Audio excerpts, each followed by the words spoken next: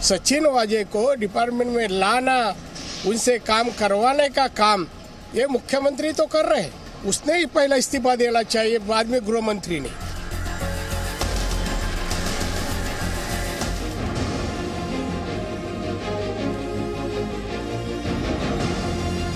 सचिन वाजे मामले में इस वक्त की लेटेस्ट खबर आप तक पहुंचा रहे हैं। पुणे की एफएसएल की टीम पहुंची है मुंबई पुलिस कमिश्नर के दफ्तर, और इसके अलावा आपको बता दें एनआईए भी दफ्तर में, मुंबई पुलिस कमिश्नर के दफ्तर में कार की जांच कर रही है। तो दो खबर इस वक्त हम आप तक पहुंचा रहे हैं। दो इंपॉर्टेंट इंफॉर्मेशन है, एक तो एफएसएल की टीम की वहां पर मौजूदगी, और दूसरा एनआईए की टीम भी वजह की कार की जांच कर रही है। मेरे सहयोगी राजीव रंजन और डिटेल्स के साथ हमारे साथ राजीव, इस वक्त ही एनआईए की टीम क्यों पहुंची है मुंबई पुलिस कमिश्नर के ऑफिस?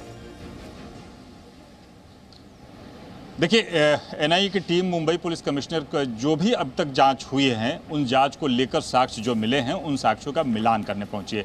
सबसे बड़ी बात है कि जो एनआईए की टीम ने इस मामले में अभी तक जो सीसीटीवी फुटेज या जो भी अभी जो शर्ट जो कुर्ता मिला था उसकी राख जो मिली थी उसको एफएसएल से जांच कराई है। जो 3 गाड़ियां मिली हैं उनकी भी एफएसएल से जांच कराई है। और सबसे इस मामले में जो काली मर्सिडीज थी वो कई बार मुंबई पुलिस कमिश्नर के मुंबई पुलिस के प्रांगण में थी, और मुंबई पुलिस के प्रांगण से ही उसे एनआईए ने वहां से उठाया, और जिसमें कैश पैसे जमा थे, और इसके अलावा वहां कैश काउंटिंग मशीन भी थी। इसके अलावा जो सीआईयू यूनिट के जो 3 लोगों से भी पूछताछ की गई है, उन पूछताछ से मिले साक्ष्य का मिलान करने के लिए एनआईए ने मुंबई पुलिस कमिश्नर के दफ्तर में यहाँ पहुंची है। और इसके अलावा जो एफएसएल की टीम ने है, जो 2 और गाड़ियाँ जो लग्जरी गाड़ियाँ मिली थी, उन लग्जरी गाड़ियों का भी जांच की है कि आखिर जो सचिन वाजे के पास ये गाड़ियाँ कब तक थी, कैसे थी, किस, और इनके अलावा इस गाड़ियों का उपयोग किन किन लोगों के जरिए किया गया है, ये भी एफएसएल की टीम जांच कर रही है। उसके क्लिनिकल एनालिसिस के, उस गाड़ी में कौन से लोग बैठे थे, गाड़ी में क्या अवशेष अभी तक मिले हैं, इसकी भी जाँच की जा रही है। जैसे ही मुंबई पुलिस के नए पुलिस कमिश्नर अगर कहा जाए कि जो नगराल साहब थे, उन्होंने उस वक्त अपने चार्ज लेते वक्त ही कहा था कि मुंबई पुलिस की जो साख है वो काफ़ी गिरी हुई है, उस साख को बचाना उनकी पहली जिम्मेदारी थी। और इसी लिहाज से एनआईए जो अब तक जो जांच की है और इसके बाद जो उनसे जो साक्ष्य मिले हैं उनका मिलान करने वहां पहुंची है, यानी फुल कॉपरेशन, यानी मुंबई पुलिस की तरफ से कॉपरेट किया जा रहा है और इस बात के लिए जांच के पहुंची है। जांच का दायरा बहुत शुक्रिया। आगे आएंगे आपके पास अपडेट के लिए। अब कई पैनलिस्ट हमारे साथ हैं। श्वेता शालिनी महाराष्ट्र बीजेपी की प्रवक्ता हैं, विद्या चौहान जुड़ेंगे हमारे साथ एनसीपी का पक्ष रखने के लिए, विक्रम सिंह फॉर्मर डीजीपी हैं यूपी के, उत्तर प्रदेश के, शिवसेना का पक्ष रखने के लिए संजय गुप्ता हमारे साथ हैं, और धनराज वंजारी पूर्व एसीपी हैं मुंबई पुलिस के, वो भी हमारे साथ हैं। मेरा पहला सवाल संजय गुप्ता आपसे है, क्योंकि आज जवाब आपको देना है। आज जिस तरह से एनआईए की टीम पहुंची है मुंबई पुलिस कमिश्नर के ऑफिस में, क्या यह माना जाए कि मुंबई पुलिस कमिश्नर के दफ्तर तक तो तार पहले ही पहुंच गए थे और इस बात की भनक लग चुकी थी कि अब तो बस एनआईए पहुंच ही गई, और इसीलिए farmer police commissioner Parambir Singh का तबादला कर दिया गया, उन्हें हटा दिया गया, और पहले से ही इस बात का इल्म हो चुका था कि एनआईए वहां पर पहुंचने वाली है?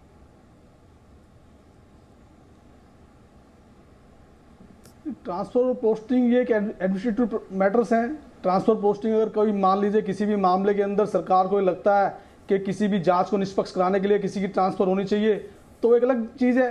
तो ट्रांसफर पोस्टिंग से आप किसी मामले को इस तरह से जोड़ें तो वो ये तो ठीक नहीं है। दिस इज एडमिनिस्ट्रेटिव मैटर, और ठीक है एनआईए अपनी जांच कर रही है, एटीएस भी अपनी जांच कर रही है, और सच निकल के आना चाहिए। तो फिर दोनों चीजें एनआईए से निकल के आए और एटीएस से निकल के आए। एक सेकेंड संजय गुप्ता जी, आप ये शिवसेना में 2 आवाजें क्यों आती हैं? शिवसेना में 2 आवाजें क्यों आती हैं? आप कुछ बोलते हैं, होम मिनिस्टर कुछ बोलते हैं, यहाँ तक कि मनसुख हिरेन की उनकी मौत को लेकर भी खुदकुशी की बात पहले की जाती रही, आज उन्होंने हत्या की बात कबूल कर ली, उन्होंने हत्या बता दिया उसको। सर इतनी कंफ्यूजन क्यों रहती है शिवसेना में? नहीं, खुदकुशी की बात किसी ने नहीं की है। उनकी मौत की बात जरूर की थी कि पानी में डूबने की वजह से उनकी मौत हुई थी, लेकिन उनकी हत्या थी, आत्महत्या थी, ये उस वक्त भी यही कहा गया था। नहीं सर, लेकिन मेरा सवाल सरकार को लेकर है ना सर आपसे। रिपोर्ट जब आएगी मेरा सवाल, भाई शिवसेना में 2 आवाजें हैं, एनसीपी आज उनकी पेशी हो गई, आज उनकी मीटिंग चलती है शरद पवार के साथ, 1.5 घंटे तक चलती है। ऐसा तो है नहीं महाराष्ट्र सरकार ने भी हाल फिलहाल में कोई कीर्तिमान कायम किया है। ये जो महाविकास आघाड़ी है उसमें क्या तालमेल नहीं है, क्या एक साथ मिलके नहीं चल रहे हैं? और कई लोग तो अब ये भी सवाल करें कि सचिन वजह के बाद, मुंबई पुलिस कमिश्नर के बाद, farmer Mumbai police commissioner Parambir Singh के बाद अब अगला नंबर देशमुख जी का है। देखिए, अटकलें कुछ भी लगाई जा सकती है। एंटीला केस एक अहम केस है और इसके अंदर अगर सरकार को एडमिनिस्ट्रेटिव तौर पर किसी भी तरह का एक्शन लेने की जरूरत लगेगी तो लिया जाएगा। जांच निष्पक्ष हो और उसका नतीजा निकल के आए, इसके लिए तो महाराष्ट्र सरकार काम कर रही है, एनआईए भी कर रही है। ठीक है, दोनों सरकार मिलकर के करे, जो भी रिजल्ट आएगा तो पता चलेगा। क्योंकि एनआईए की सही, क्योंकि एंटीला केस की सही बात निकल के आए, इसीलिए सभी प्रयास कर रहे हैं। एक अहम केस है और इस अहम केस के अंदर जिस भी तरह के एडमिनिस्ट्रेटिव एक्शन लिए जा सकते हैं सरकार वो ले रही है। श्वेता शालिनी ये तो कह रहे हैं हम तो हर संभव प्रयास कर रहे हैं, लेकिन सरकार में किस तरह से तालमेल की कमी है, यहाँ तक एक पॉलिटिकल पार्टी शिवसेना, उसी में किस तरह से अलग अलग आवाजें आ रही है वो भी हम देख रहे हैं। आपकी पार्टी ये कह रही है, पहले कहा वजह एक स्मॉल फिश है, फिर उसके बाद मुंबई पुलिस कमिश्नर को जिस तरीके से हटाया गया उसको कहा गया स्मॉल फिश है। अब आपकी पार्टी, देखिए, हम अदिति जी पहले भी हम यही कह रहे थे और अभी भी हम यही कह रहे हैं कि वाजे तो झांकी है, असली आका अभी बाकी है। ये आका कौन है? और संजय गुप्ता जी, ये तो संजय गुप्ता जी से पूछिए, उनकी सरकार चल रही है, किसने उसको रीइंस्टेट किया 16 साल निलंबित होने के बाद?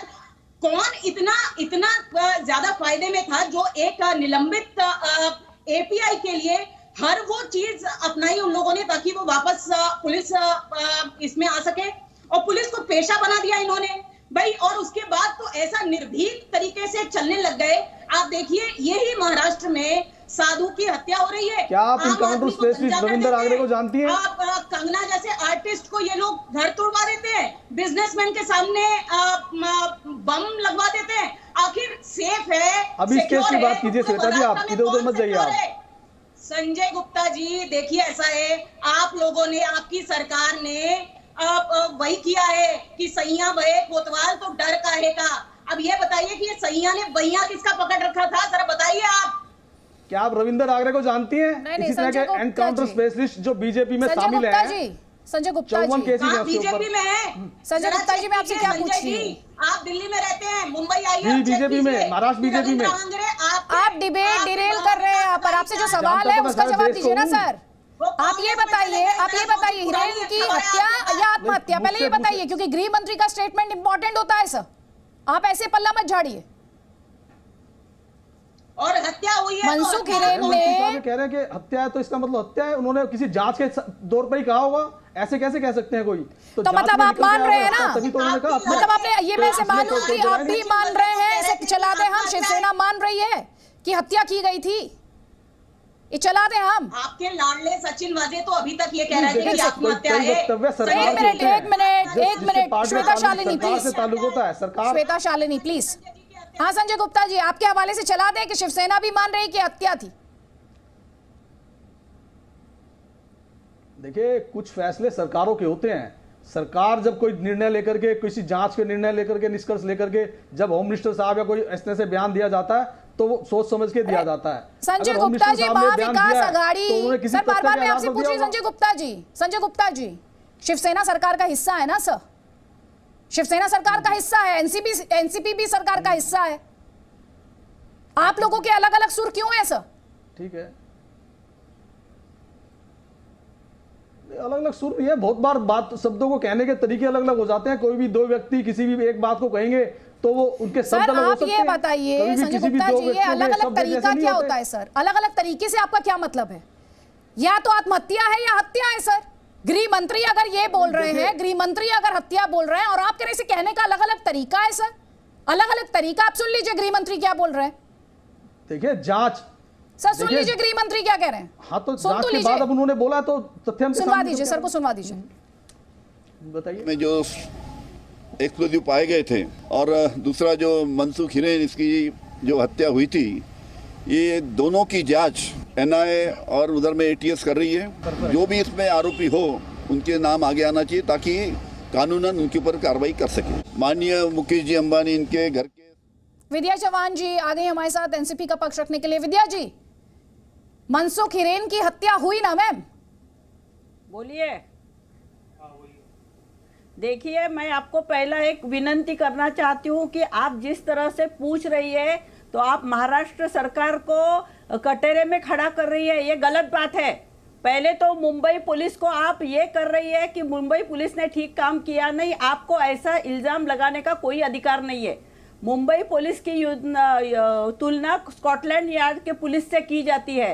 अभी ये केंद्र सरकार को है, कुछ बार बार वो महाराष्ट्र में एनआईए, ईडी और कुछ कुछ भेजती रहती है, ये गलत बात है।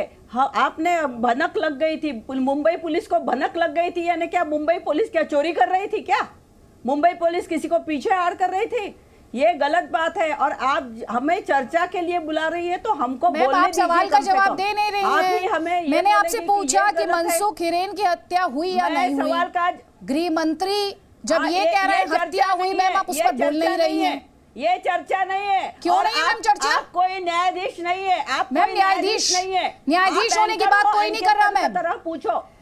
आप लगातार एंकर- मनसुख आप हिरेन की वही फैमिली न्यायाधीश कहती समझ रही कि अपने हत्या आप को। हुई। आप मुंबई आप पुलिस कई- के ऊपर सर, सुन ये लीजिए, मैम, इल्जाम मैम, नहीं सुन लीजिए, लगा प्लीज। सकती। मैम, आप मुंबई पुलिस मैं के कोई ऊपर कोर्ट नहीं चला रही हूँ, पहले मैम। आप पीछे लो, ये इल्जाम पहली नहीं बात, लगा मैम, सकती पहली आप। क्लैरिटी